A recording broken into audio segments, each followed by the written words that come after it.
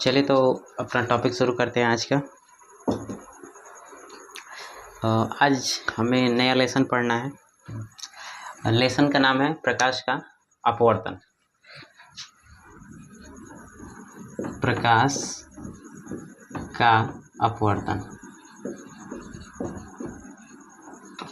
ठीक है। प्रकाश का अपवर्तन देखना है तो देखते हैं क्या होता है प्रकाश का अपवर्तन।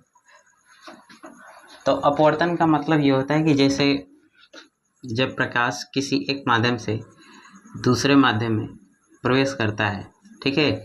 ये मान लेते हैं कि ये जल है और ऊपर क्या है, वायु है। तो जब प्रकाश वायु से जल में प्रवेश करेगा तो ये अपने मार्ग से विचलित हो जाएगा, ठीक है। जिस रास्ते उसको जाना चाहिए था वो उस रास्ते नहीं जा करके बल्कि किसी दूसरे रास्ते चला जाएगा, इस तरीके से, ठीक है। तो आप देख सकते हैं कि प्रकाश यहाँ से मुड़ गया है। तो प्रकाश के मुड़ने की ये घटना प्रकाश का अपवर्तन कहलाता है, ठीक है। तो ये कैसे हो रहा है मैं दिखा रहा हूँ आपको। तो जैसे मान लेते हैं कि ये कोई माध्यम है जिसको हम जल कहेंगे, ठीक है, और इधर है वायु।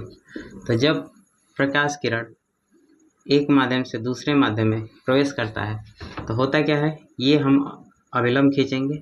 यहाँ से अभिलंब क्यों खींच रहे हैं, क्योंकि हमें ये पता हो सके कि कितने डिग्री के कोण पे आ रही है और कितने डिग्री के कोण पे जाएगी, ठीक है।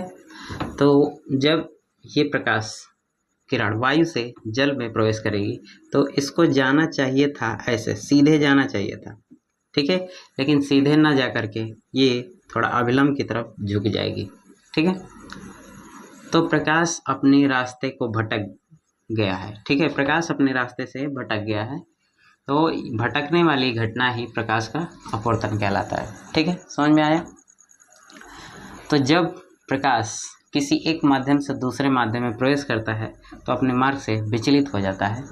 ये घटना प्रकाश का अपवर्तन कहलाता है, ठीक है। एक माध्यम से दूसरे माध्यम में, माध्यम का मतलब क्या होता है, तो माध्यम का मतलब ये होता है कि जिसमें से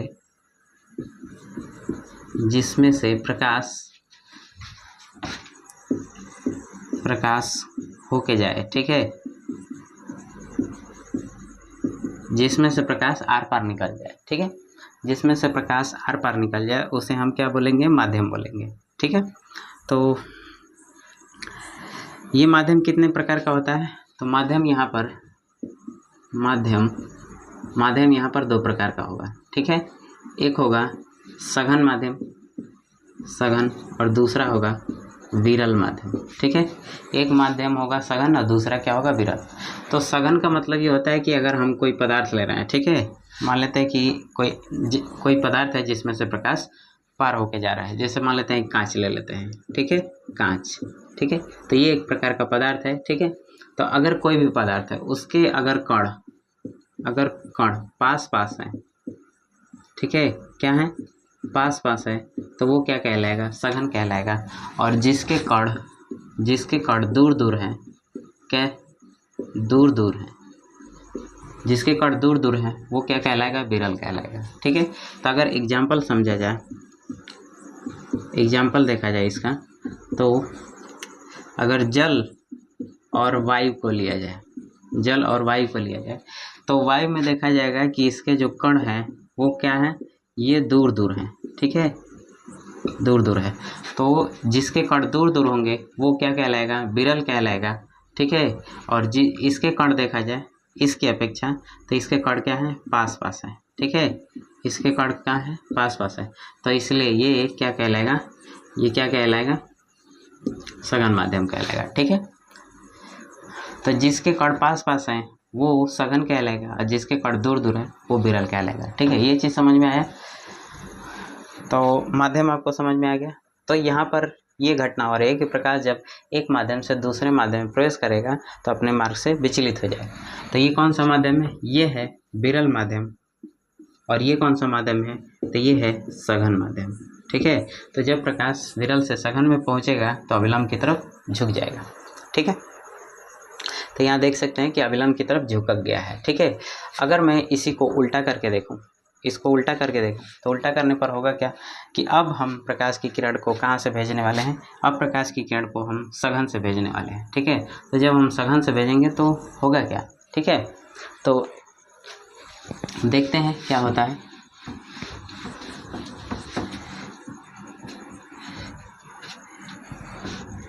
तो जब हम प्रकाश किरण को, ठीक है, जब हम प्रकाश किरण को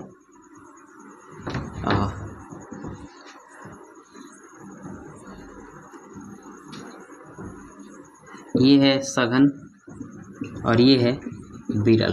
ठीक है, तो जब हम प्रकाश किरण को सघन से विरल में भेजेंगे तो होगा क्या, ये मान लेते हैं कि अविलंब है, ये हमने प्रकाश किरण को भेज दिया। ठीक है, प्रकाश किरण को भेज दिया, कहाँ से जा रहा है, सघन से।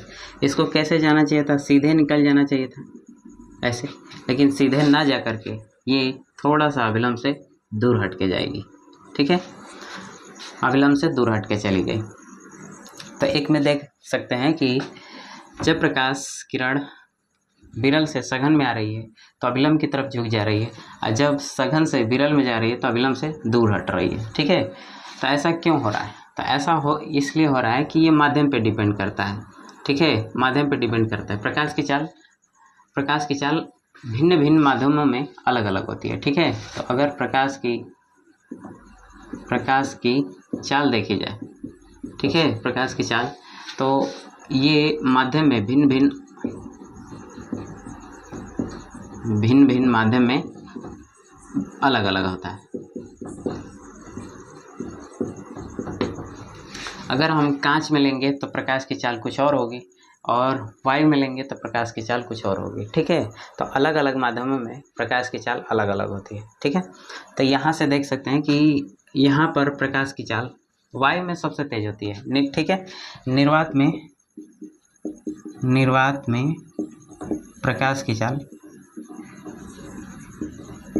सबसे ज़्यादा होती है। ठीक है, सबसे ज़्यादा होती है। कितनी होती है, तो 3 × 10⁸ मीटर प्रति सेकंड होती है। इसको हम सी से दिखाते हैं। ठीक है, निर्वात में प्रकाश की चाल को किससे दिखाते हैं, सी से।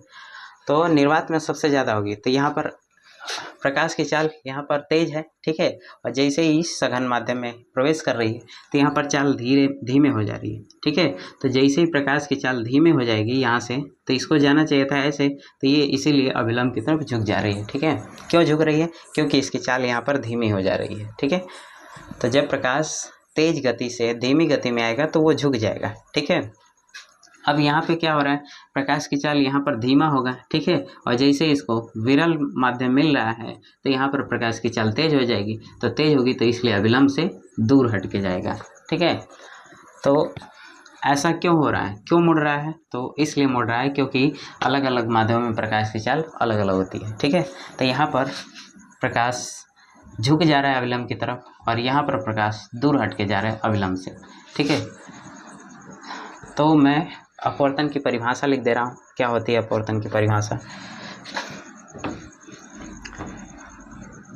ठीक है,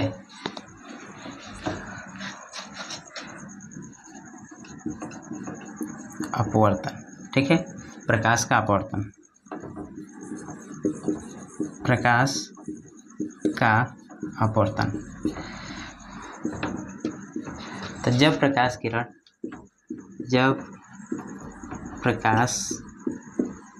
किरण किसी एक पारदर्शी माध्यम से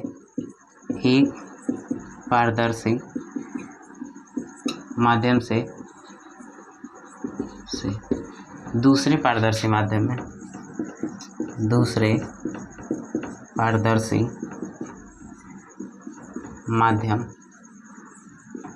में प्रवेश करती है तो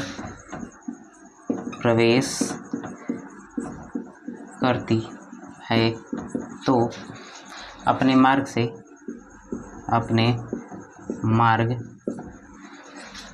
से विचलित हो जाती है,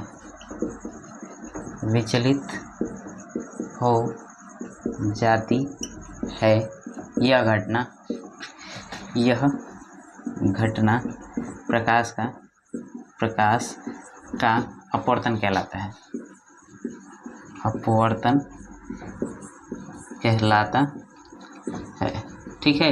तो जब प्रकाश किरण एक पारदर्शी माध्यम से दूसरे पारदर्शी माध्यम में प्रवेश करेगा तो अपने मार्ग से विचलित हो जाएगा और ये घटना क्या कहलाएगी?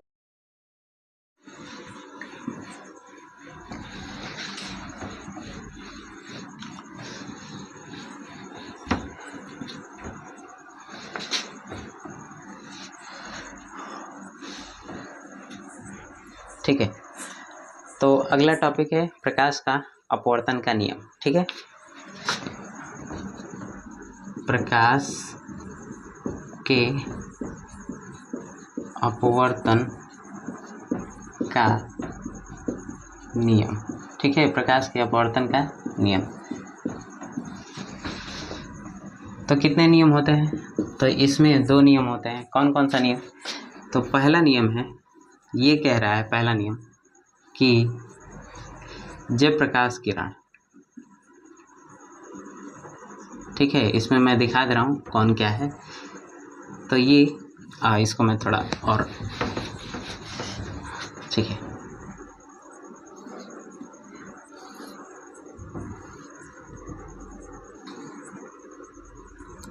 ये हो गया। ये प्रकाश किरण है, आ रही है, और ये है इसका अभिलंब। ठीक है। ये क्या है? अभिलंब है। और प्रकाश किरण कैसे जाना चाहती थी? ऐसे, तो ऐसे ना जा करके थोड़ा सा झुक गई है। ठीक है। तो ये जो किरण आ रही है इसको बोलते हैं आपतित किरण। आपतित किरण। ठीक है। और ये जो किरण जा रही है इसको बोलते हैं अपवर्तित किरण। ठीक है। क्योंकि यहाँ पर हो रहा है प्रकाश का अपवर्तन, तो अपवर्तन हो रहा है, तो ये अपवर्तन की वजह से ये अपवर्तित किरण हो जाएगी। ठीक है। और यहाँ पर जो कोण बनेगा, आपतित किरण और अभिलंब कोण बनाएंगे तो इसको बोलते हैं आई, और ये है आपतन कोण। आपतन कोण। ठीक है। अभिलंब और अपवर्तित किरण जब कोण बनाएंगे तो इसको हम दिखाते हैं आर से, और ये क्या है? अपवर्तन कोण। अपवर्तन कोण। ठीक है। ये है अपवर्तन कोण, और ये लाइन का नाम क्या है? ये है अभिलंब। अभिलंब इसलिए हम खींचते हैं ताकि पता कर सकें कि कितने एंगल पे आ रही है और कितने एंगल पे अपवर्तित हो रही है। ठीक है। तो ये चीज़ समझ में आया। तो पहला नियम क्या है? पहला नियम यह है कि आपतित किरण, अपवर्तित किरण तथा ये अपतन बिंदु पर अभिलंब। ठीक है। ये अभिलंब कौन कौन? तीनों। तो आपतित किरण, अपवर्तित किरण और अभिलंब तीनों एक ही तल पे होते हैं। ठीक है। तीनों एक ही तल पे होते हैं। तो इसको मैं लिख दे रहा हूँ। तो आपतित किरण, अपवर्तित किरण, अपवर्तित किरण तथा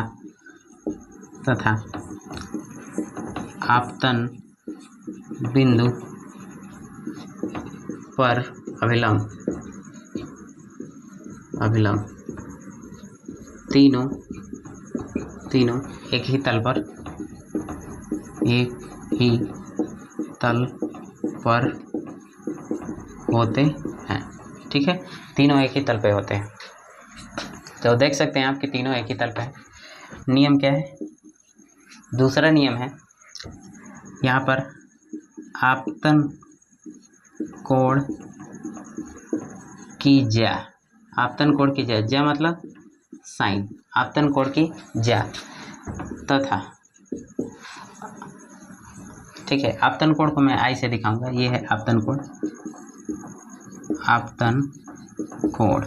ठीक है। आपतन कोण को किससे दिखाते हैं? आई से। आपतन कोण की ज्या तथा अपवर्तन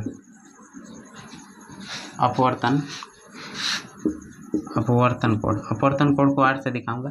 अपवर्तन कोण की ज्या मतलब साइन का अनुपात नियत होता है। नियत होता है। ठीक है। नियत होता है। तो इसको क्या लिखा जा सकता है? तो आपतन कोण की ज्या ले लेते हैं, तो ये हो जाएगा आपतन कोण और इसकी ज्या, ठीक है। और ये हो जाएगा अपवर्तन कोण और इसकी ज्या। ये अपवर्तन कोण और इसकी ज्या क्या होता है? नियत होता है, नियत, ठीक है। तो अगर इन दोनों का हम अनुपात लेंगे, साइन आई बटे साइन आर का, साइन आई और साइन आर का अनुपात लेंगे तो ये क्या होगा? नियत होगा, ठीक है। तो इसको हम किस तरीके से दिखा सकते हैं? तो इसको दिखा सकते हैं साइन आई बटे साइन आर, और इसको हम एन से दिखाएंगे, ठीक है। इसको किससे दिखाएंगे? एन से। और एन है क्या? तो एन है अपवर्तनांक। एन क्या है? एन है अपवर्तनांक। एन क्या है? अपवर्तनांक है, ठीक है। अब ये जो दूसरा नियम है इसे हम स्नेल का नियम भी कहते हैं। क्या कहते हैं? स्नेल का नियम। स्नेल ने भी यही नियम दिया था, ठीक है। स्नेल ने भी यही नियम दिया था। तो दूसरा नियम क्या कह रहा है कि आपतन कोण की ज्या और अपवर्तन कोण की ज्या का अगर हम अनुपात लेंगे तो ये अनुपात एक नियत होगा, और इस नियतांक को उन्होंने नाम दिया अपवर्तनांक, ठीक है। तो अपवर्तनांक क्या होता है ये देखते हैं, ठीक है। तो ये चीज़ समझ में आया। अपवर्तन के कितने नियम हैं? तो अपवर्तन के 2 नियम हैं। पहला है ये तीनों एक ही तल पे होते हैं। कौन? तो आपतित किरण, अपवर्तित किरण और ये अभिलंब, ठीक है। ये तीनों एक ही तल पे होते हैं। दूसरा क्या है? दूसरा है साइन आई बटे साइन आर, और इसका रेशियो लेंगे तो क्या होगा? नियत होगा, ठीक है। अब हम देखते हैं कि अपवर्तनांक क्या होता है, ठीक है।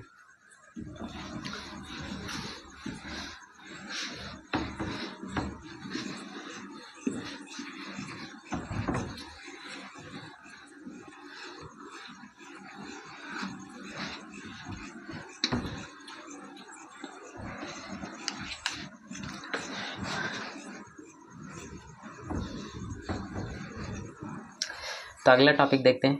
अगला टॉपिक है अपवर्तनांक। अपवर्तनांक, ठीक है। अपवर्तनांक इसको किससे दिखाते हैं? एन से। तो अपवर्तनांक क्या होता है? ये भी एक प्रकार का तुलनात्मक शब्द है। तुलनात्मक शब्द है, ठीक है। ये भी एक प्रकार का क्या है? तुलनात्मक शब्द है।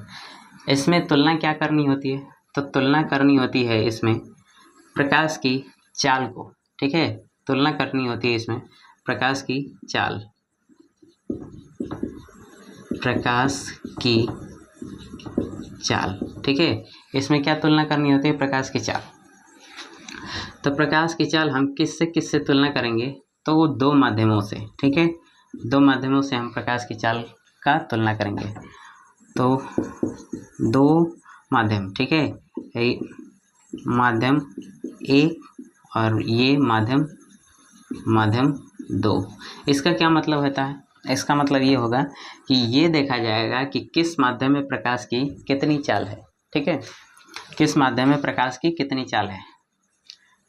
तो इसमें हम तुलना क्या करेंगे कि जैसे मान लेते हैं कि सपोज दैट इसमें मान लेते हैं कि पानी भरा है, ठीक है। पानी भरा है और ये वायु है, ठीक है। ये पानी भरा है और ये वायु। प्रकाश आ रहा है कहाँ से? पानी से, सॉरी वायु से कहाँ जा रहा है? पानी में। प्रकाश कहाँ जा रहा है? वायु से पानी में। तो होगा क्या? यहाँ पर प्रकाश की चाल कुछ और होगी और यहाँ पे प्रकाश की चाल कुछ और होगी। तो यहाँ पे प्रकाश की चाल तेज होती है, ठीक है, और यहाँ पे प्रकाश की चाल धीमी होती है, ठीक है। यहाँ पे प्रकाश की चाल तेज होती है और यहाँ पे प्रकाश की चाल धीमी होती है। तो यहाँ पर धीमा है तो कितना धीमा है, ठीक है, और यहाँ पर तेज है तो कितना तेज है। इसी चीज़ का जानकारी हम प्राप्त करने के लिए हम अपवर्तनांक का प्रयोग करेंगे, ठीक है, कि प्रकाश की चाल तेज है तो कितना तेज है और धीमे है तो कितना धीमा है, ठीक है। तो इसके लिए हमें 2 माध्यम लेना होगा और 2 माध्यम में हम तुलना करेंगे कि किस में प्रकाश की चाल ज़्यादा है, ठीक है। तो इसको दिखाने के लिए अपवर्तनांक, ठीक है, अपवर्तनांक समझ में आया। तो एक माध्यम के सापेक्ष दूसरे माध्यम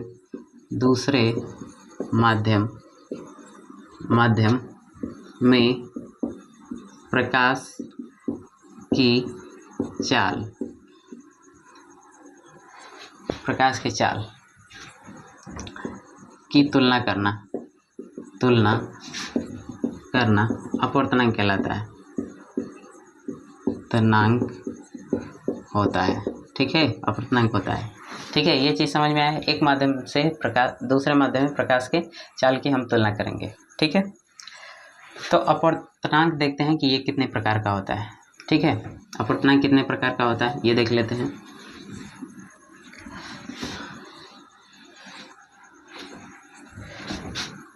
तो अपवर्तनांक दो प्रकार का होता है। ठीक है, अपवर्तनांक कितने प्रकार का होता है? दो। एक होता है निरपेक्ष अपवर्तनांक, निरपेक्ष अपवर्तनांक,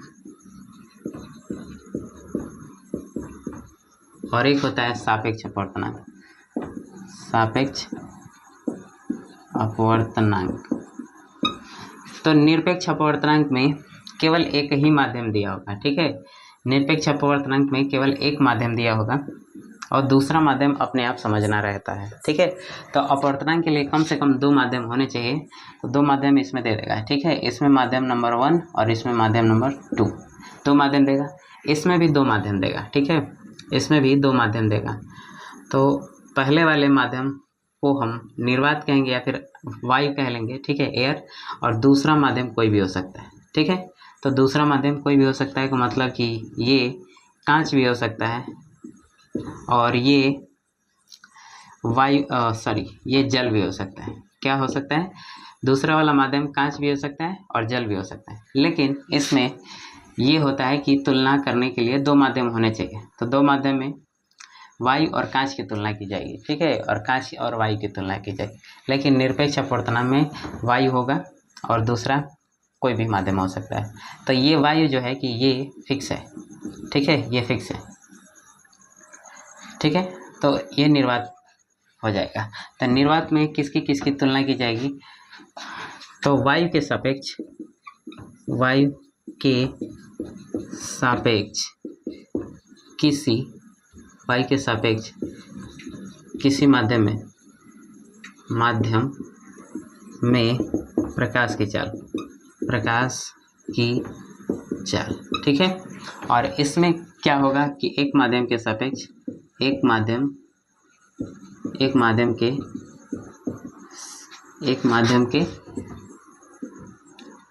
सापेक्ष दूसरे माध्यम का अपवर्तनांक, दूसरे माध्यम का अपवर्तनांक।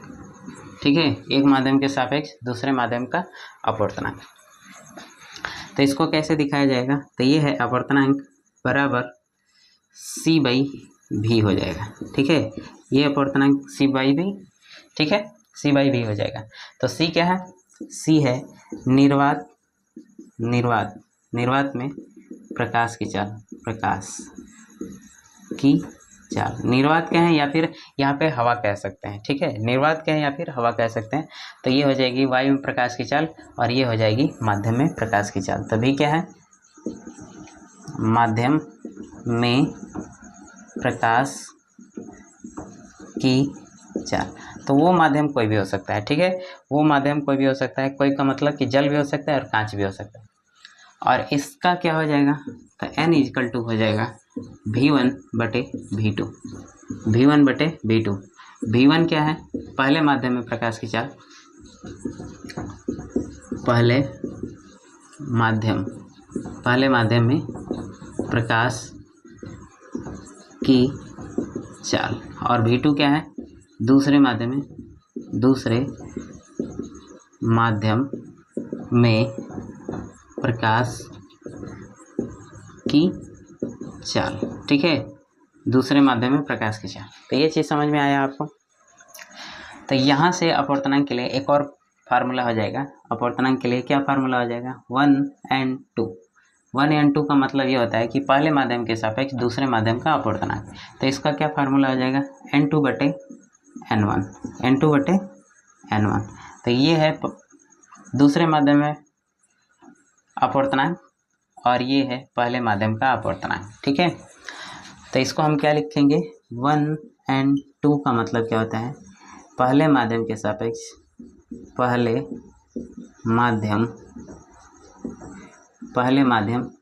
के सापेक्ष दूसरे माध्यम का अपवर्तनांक, दूसरे माध्यम का अपवर्तनांक, ठीक है।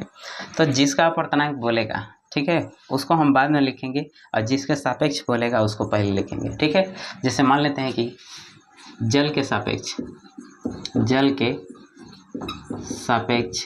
कांच का अपवर्तनांक,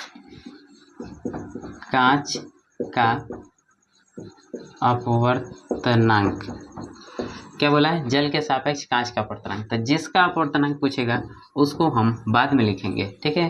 तो किसका है? कांच का, तो मैं गिलास दिखा दे रहा हूँ। और जिसके सापेक्ष पूछेगा उसको पहले लिखेंगे।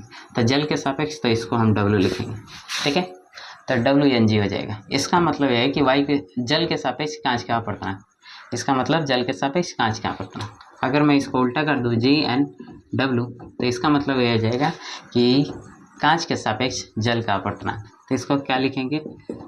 कांच के सापेक्ष जल का अपवर्तनांक, ठीक है। कांच के सापेक्ष जल का अपवर्तनांक, ये चीज़ समझ में आया। इसको क्या लिख सकते हैं? ANW। तो ANW का मतलब वायु के सापेक्ष जल का अपवर्तनांक। ये क्या है?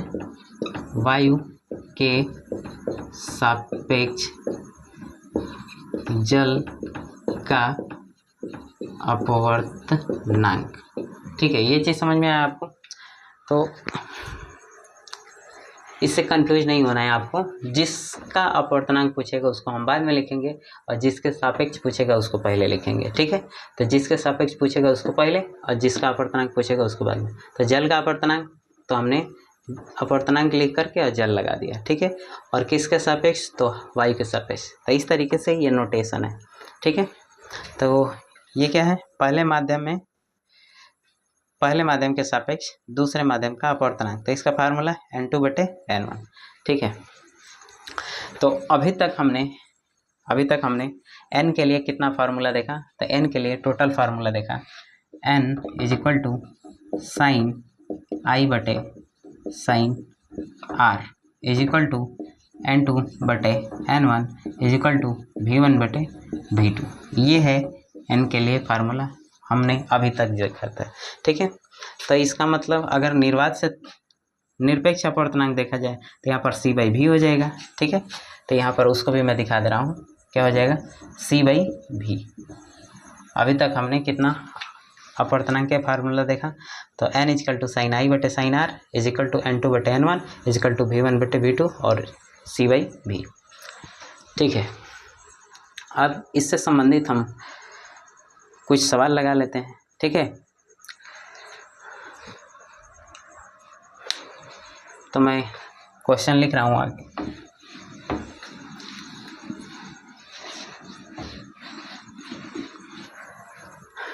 तो हमारा सवाल है ये, यदि वायु में प्रकाश की चाल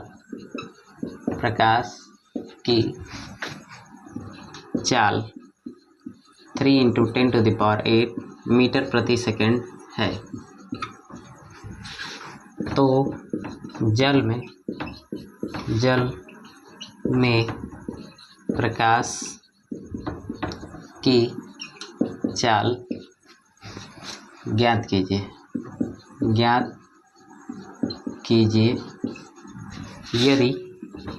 यदि जल का अपवर्तनांक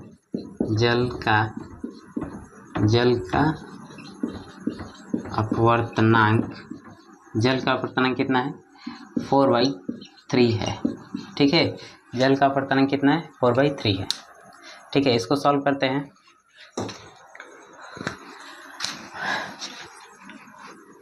तो सबसे पहले लिखेंगे, दिया है, क्या दिया है? तो N = 4/3, ठीक है। अपवर्तनांक की कोई बीमा नहीं होती है क्योंकि ये अनुपात है, ठीक है। अनुपात की कभी कोई बीमा नहीं होती है। अब प्रकाश की चाल y में कितनी है, तो इसको हम किससे दिखाते हैं, c से। तो c = 3 × 10⁸ मीटर प्रति सेकेंड। ठीक है। अब पूछ क्या रहा है, तो माध्यम में प्रकाश की चाल या जल में प्रकाश की चाल। तो चाल पूछ रहा है किसकी, जल में प्रकाश की चाल, ये पूछ रहा है। तो इससे रिलेटेड हमारा फार्मूला क्या हो सकता है, तो n = c/v। ठीक है, ये हमने अभी फार्मूला जस्ट बताया। n की वैल्यू कितनी है, n की वैल्यू है 4/3 = c की वैल्यू 3 × 10⁸ 8। ठीक है, और ये v का मान पूछ रहा है। ठीक है, तो हम इसको सॉल्व करते हैं। तो सॉल्व करने पर होगा क्या, तो इसको ट्रांसफ़र किया जाएगा। ठीक है, तो ट्रांसफ़र करने पर होगा क्या, v = इसका इधर ट्रांसफ़र और इसका इधर ट्रांसफ़र। तो 3 3 कितना हो जाएगा, 9 × 10⁸ / 4। ठीक है, तो v की वैल्यू कितनी आ जाएगी, v की वैल्यू आएगी 2.25 × 10⁸ मीटर प्रति सेकेंड। ठीक है, जब सॉल्व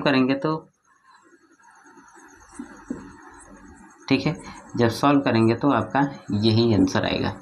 ठीक है, कितना आएगा, इतना। तो ये चीज़ समझ में आया आपको। अगला क्वेश्चन देखते हैं।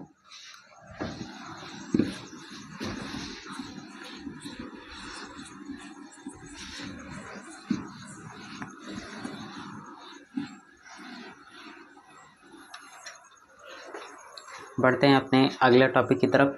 तो अगला टॉपिक है हमारा प्रकाश का उत्क्रमणीयता सिद्धांत। प्रकाश का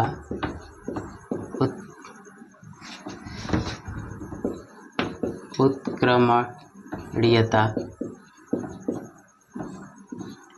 सिद्धांत, इसका क्या मतलब होता है। उत्क्रमणीयता का मतलब होता है,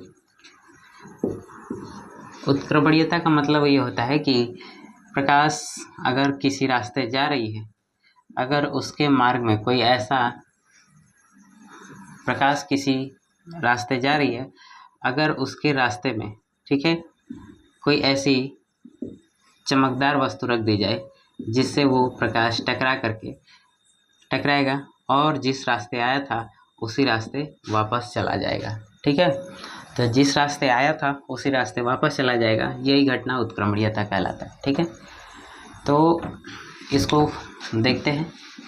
तो जैसे मान लेते हैं कि ये कोई सघन माध्यम है, और प्रकाश किरण ऐसे आ रही है। ठीक है, और ये है अभिलंब। प्रकाश को कैसे जाना चाहिए था, ऐसे, बट ये प्रकाश इस पर झुक के जाएगा अगर इसके रास्ते में कोई हम चमकदार वस्तु रख दें। ठीक है, चमकदार वस्तु नहीं है, अगर जिसका परावर्तक पृष्ठ चमकदार हो। ठीक है, तो इससे टकराएगा और टकराने के बाद ये जिस रास्ते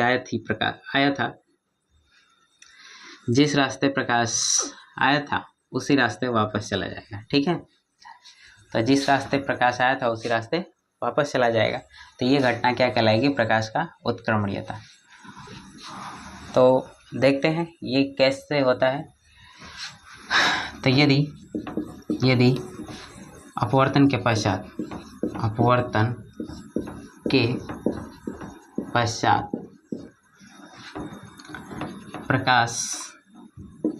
प्रकाश के मार्ग में कोई परावर्तक पृष्ठ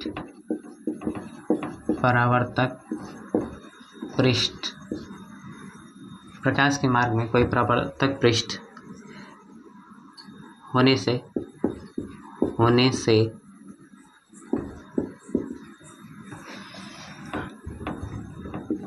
प्रकाश पुनः उसी रास्ते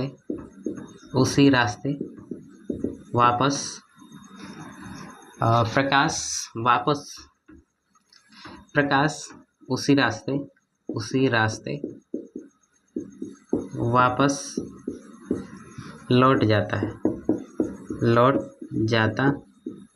है, वापस चला जाता है। तो ये घटना क्या होता है, प्रकाश का उत्क्रमणीयता। ठीक है, तो इसको देखते हैं। तो जैसे मान लेते हैं कि ये हो जाएगा साइन, ये आई हो जाएगा और ये हो जाएगा आर। ठीक है, तो इसके लिए अगर ये पहला माध्यम है और ये दूसरा माध्यम है, तो पहले माध्यम के लिए देखा जाए तो 1 and 2, इसका मतलब क्या होता है, दूसरे माध्यम के सापेक्ष। ठीक है, पहले माध्यम का अपवर्तनांक या फिर पहले माध्यम का सापेक्ष दूसरे माध्यम का अपवर्तनांक। ठीक है, एक ही शब्द को हम दो तरीके से बोल सकते हैं। क्या इसको दो तरीके से कैसे बोला जा सकता है, तो एक माध्यम के सापेक्ष दूसरे का अपवर्तनांक, दूसरे का अपवर्तनांक। ठीक है, या फिर या, ठीक है, या दूसरे का अपवर्तनांक पहले के सापेक्ष, पहले के सापेक्ष। ठीक है, पहले के सापेक्ष। तो इसका मतलब ये हो सकता है कि जिसका अपवर्तनांक पूछेगा, दूसरे का अपवर्तनांक पूछा है ना, तो दूसरे का अपवर्तनांक के लिए हम n2 दिखाएंगे, दूसरे के अपवर्तनांक के लिए n2, और किसके सापेक्ष, तो पहले के सापेक्ष। तो इस तरीके से यहाँ भी वही चीज़ है, दूसरे का अपवर्तनांक पूछा है तो दूसरे के अपवर्तनांक के लिए n2 दिखा देंगे, और किसका सापेक्ष पूछा है तो पहले को, तो हमें इस तरीके से। तो ये दोनों नोटेशन एक ही चीज़ है। ठीक है, तो इसको क्या लिखा जा सकता है आगे, तो इसको हम लिख सकते हैं, ये हो जाएगा साइन आई बटे साइन आर। इसको समीकरण नंबर 1 मान लेते हैं।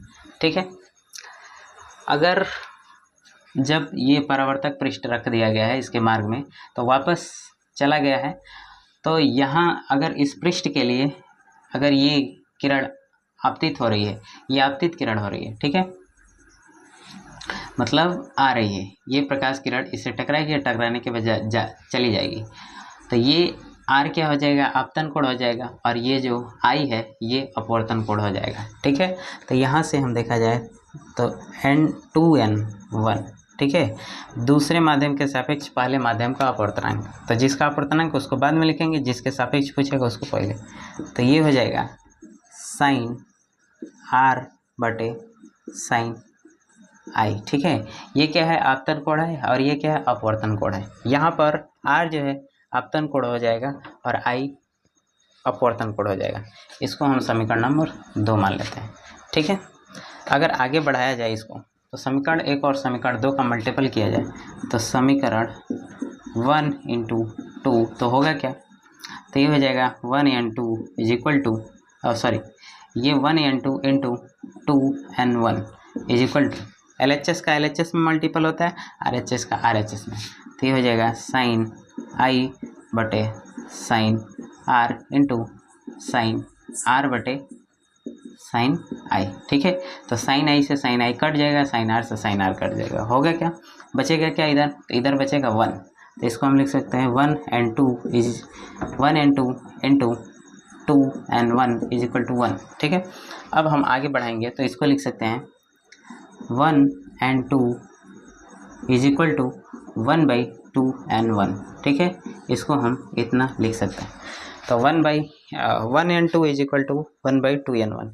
तो पहले माध्यम के सापेक्ष दूसरे माध्यम का अपवर्तनांक होता है, दूसरे माध्यम के सापेक्ष पहले माध्यम के अपवर्तनांक के व्युत्क्रम होता है। ठीक है, तो इस तरीके से हम प्रकाश के उत्क्रमणीयता को समझ सकते हैं। ठीक है, ये चीज़ समझ में आया आपको।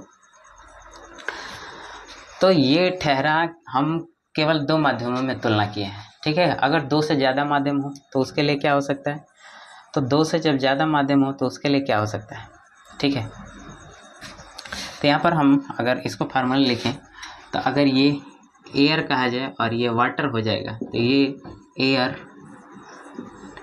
और ये वाटर। ठीक है, हवा के सापेक्ष कांच का जल का अपवर्तनांक, हवा के सापेक्ष जल का अपवर्तनांक इक्वल टू 1 जल के सापेक्ष हवा का अपवर्तनांक। ठीक है, ये चीज़ हो जाएगा, ये चीज़ हो जाएगा इस तरीके से।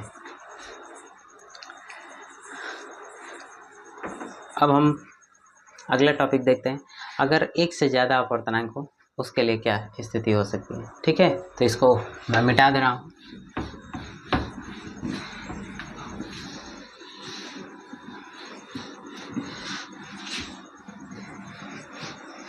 जब एक से ज़्यादा स्थिति हो तब, ठीक है। तो मान लेते हैं कि ये एयर है और ये हो जाएगा वाटर और ये हो जाएगा आपका ग्लास और वापस ये एयर हो जाएगा, ठीक है, वापस एयर। तो इसमें कितने माध्यम है, 1 2 3, वापस एयर हो गया तो 3 इसमें माध्यम है।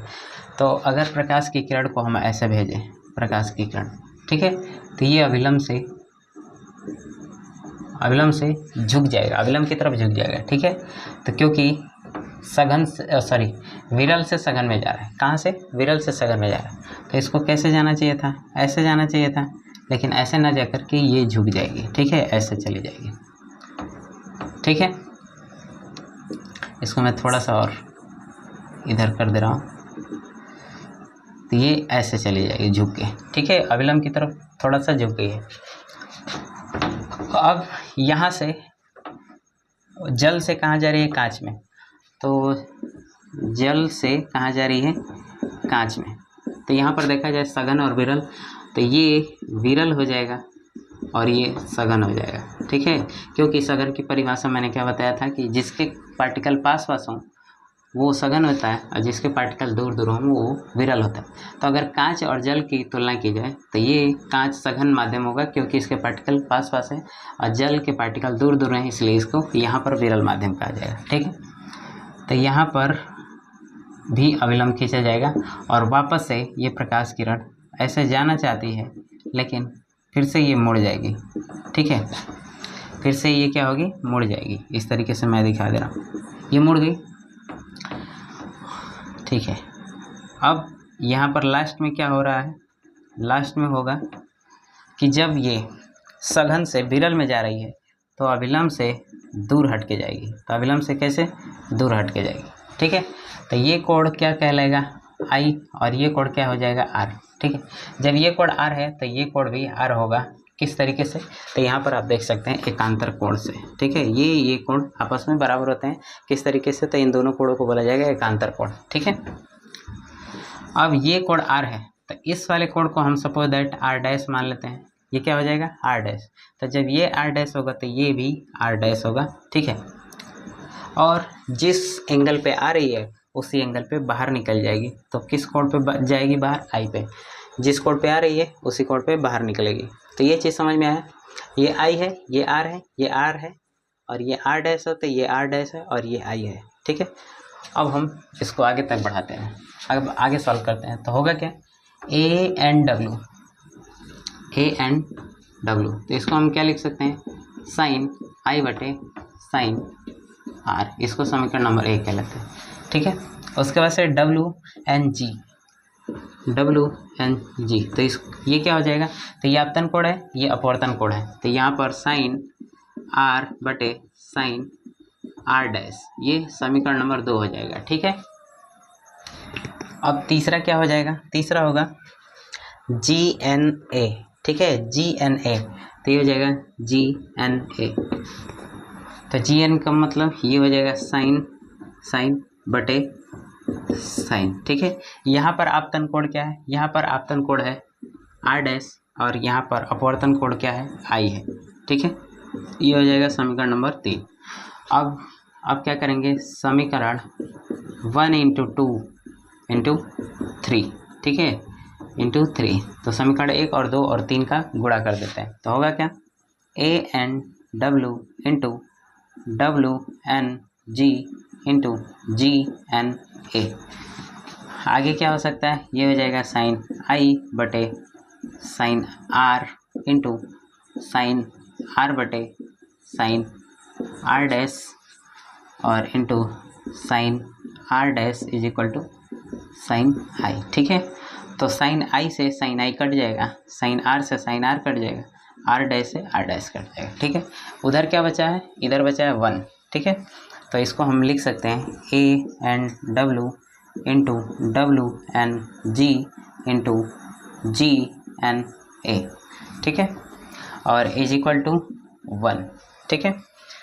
अब पिछले वाले में हमने क्या देखा था, पिछले वाले में देखा था हमने कि GNA को हम लिख सकते हैं 1/ANG, इतना लिख सकते हैं पिछले वाले समीकरण से, ठीक है, पिछले वाले टॉपिक से हमने देख करके क्या लिखा, तो GNA को ANG लिख सकते हैं, उसका व्युत्क्रम कर सकते हैं। ठीक है, तो इसको मैं क्या लिख दूँ, इसको लिख दूँगा, आगे मैं यहाँ पर सॉल्व कर दे रहा हूँ। तो ये कितना हो जाएगा, ANW इंटू WNG और into 1/ANG is equal to 1। ठीक है, अब हमें इसका मान निकालना है। ठीक है, इसका मान निकाल लेते हैं। तो ये क्या हो जाएगा, WNG। ठीक है, ये हो जाएगा WNG इज इक्वल टू, ये ट्रांसफ़र होके ऊपर जाएगा और ये मल्टीपल में तो ट्रांसफ़र होके नीचे आएगा। तो ANG बटे ANW। ठीक है, ANG बटे ANW, ये चीज़ आपको समझ में आया। तो यहाँ से हम नॉर्मली देख सकते हैं कि 1N2 is equal to N2 बटे N1, इसको समझते हैं तो दोनों को रिलेट करते हैं। ठीक है, तो यहाँ पर ये पहले है, ये पहले है। ठीक है, यहाँ पर ये पहले है तो इसको बाद में लिखा गया है, मतलब हर में लिखा गया है, और ये पहले है बाद में है तो इसको पहले लिख दिया गया है। ठीक है, एक बार और समझते हैं, ये पहले है तो इसको बाद में लिखा गया है, और ये बाद में है तो इसको पहले लिखा गया है। पहले का मतलब कि जो बाद में है उसको अंश में डाल दिया गया और जो पहले है उसको हर में डाल दिया गया। ठीक है, तो यहाँ से हम इसको रिलेट करते हैं तो होगा क्या, आप देख सकते हैं कि जो पहले है उसको हर में डाल दिया गया है, जो पहले है उसको हर में डाल दिया गया और जो बाद में है उसको अंश में डाल दिया गया। ठीक है, तो दोनों एक ही टॉपिक है। ठीक है, तो आप ऐसे समझेंगे कि जो पहले है उसको हर में डालना है और जो बाद में है उसको अंश में डालना है। यहाँ पे भी वही है, जो पहले है उसको हर में डाला गया है और जो बाद में उसको अंश में डाला गया है। ये है फार्मूला। अगर एक से ज़्यादा माध्यम हो तब, एक से ज़्यादा माध्यम हो तब। ठीक है, समझ में आया। तो इस पे सवाल लगा के देखते हैं, इस पे सवाल लगा के देखते हैं इस टॉपिक से किस किस टाइप के क्वेश्चन आ सकते हैं। ठीक है, तो मैं दिखा दे रहा हूँ आपको।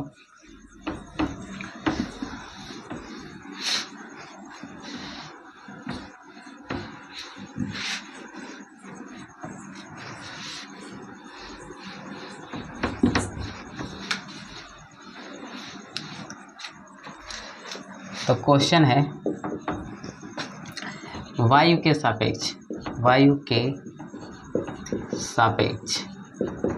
जल तथा कांच का अपवर्तनांक,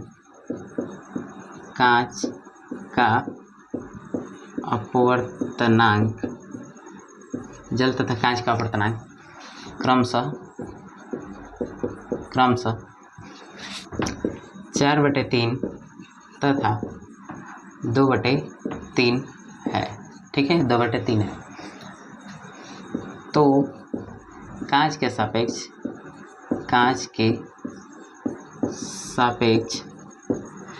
जल का अपवर्तनांक ज्ञात कीजिए।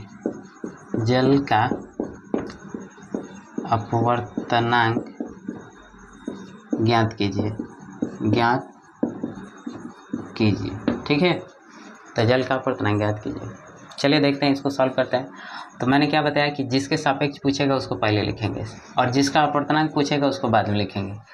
तो वायु के सापेक्ष किन किन का अपवर्तनांक पूछ रहा है, तो जल का और कांच का अपवर्तनांक पूछा है। तो ये हो जाएगा वायु के सापेक्ष और ये हो जाएगा वायु के सापेक्ष। अब किसका अपवर्तनांक, तो ये हो जाएगा जल का अपवर्तनांक और ये हो जाएगा कांच का अपवर्तनांक। तो ये कितना है, ये है 4/3 है, और ये कितना है, ये है 2/3 है। ठीक है, ये क्या है, ये वायु के सापेक्ष है जल का अपवर्तनांक, और ये वायु के सापेक्ष है कांच का अपवर्तनांक। अब क्या पूछ रहा है, कांच के सापेक्ष। तो जिस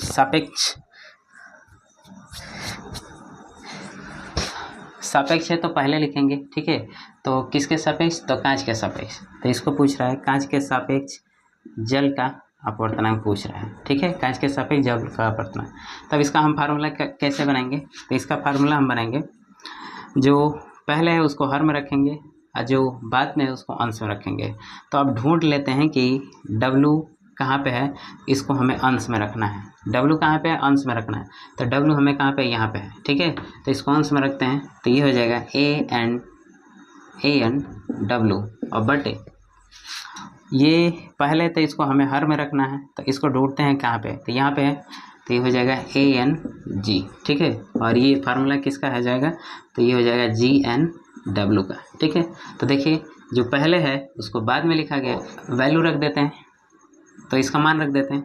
मान रखने पर GNW इक्वल टू, इसका मान कितना है, तो इसका मान है 4/3 और इसका मान कितना है, तो 2/3 है, 2/3, ठीक है। अब हम मल्टीपल कर देंगे, ठीक है, इस तरीके से।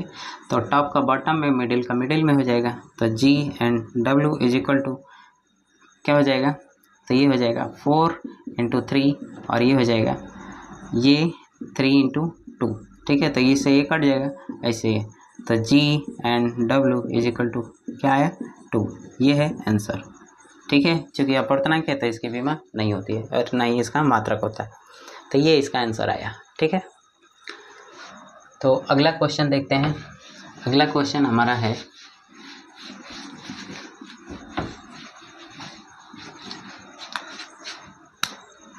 अगला क्वेश्चन है किसी द्रव का अपवर्तनांक किसी द्रव का अपवर्तनांक 1.6 है। तो द्रव में प्रकाश की चाल ज्ञात कीजिए, ठीक है। कह रहा है कि किसी द्रव का अपवर्तनांक कितना है, इतना 1.6 है। तो उस द्रव में प्रकाश की चाल, तो सबसे पहले लिखेंगे, दिया है क्या दिया है, तो n की वैल्यू दे दिया है 1.6, ठीक है। और प्रकाश की चाल पूछ रहा है उसी द्रव में, तो इसका मतलब कि माध्यम में प्रकाश की चाल पूछ रहा है। तो ये माध्यम में प्रकाश की चाल कितना है, तो इससे रिलेटेड हमें फार्मूला, तो हमारे पास कितने माध्यम होने चाहिए, 2 माध्यम होने चाहिए तुलना करने के लिए। तो यहाँ पर दूसरा माध्यम नहीं दिया है, ठीक है। तो जब दूसरा माध्यम नहीं दिया है तो ये कौन सा अपवर्तनांक हो जाएगा, तो ये है निरपेक्ष अपवर्तनांक। और निरपेक्ष अपवर्तनांक में हमें वायु से तुलना करनी होती है, ठीक है। तो अगर जिसमें केवल एक ही अपवर्तनांक है तो वो निरपेक्ष अपवर्तनांक हो जाएगा, और उसमें हमें तुलना किससे करनी होती है, तो वायु से। तो आप जानते हैं कि वायु में प्रकाश की चाल कितनी होती है, 3 × 10⁸ मीटर प्रति सेकेंड, ठीक है। तो इससे रिलेटेड हमारे पास फार्मूला हो जाएगा n = c/v, n = c/v। तो c की वैल्यू हमें पता है, v की वैल्यू पूछ रहे हैं, n की वैल्यू दे दिया है क्वेश्चन में। तो n की वैल्यू कितनी है, 1.6 इज इक्वल टू 3 × 10⁸ और बटे v। जब सॉल्व करेंगे तो होगा क्या, तो सॉल्व करते हैं, तो ये हो जाएगा v इज इक्वल टू 3 × 10⁸ और डिवाइडेड बाई 1.6, ठीक है। अब आगे सॉल्व किया जाएगा, तो v इज इक्वल टू, इसको हम लिख सकते हैं 30 / 16 × 10⁸। अब आगे सॉल्व कर लेते हैं, तो मैं यहाँ पे भाग कर दे रहा हूँ। तो 30 में हम 16 से भाग देंगे, तो 30 से 16 में जब भाग देंगे तो होगा कितना नंबर तक, तो v is equal to 1.8 × 10⁸ metre प्रति सेकेंड। ये है उस द्रव में प्रकाश की चाल, ठीक है। तो समझ में आया आपको। अब हम अगला टॉपिक कल देखेंगे, ठीक है।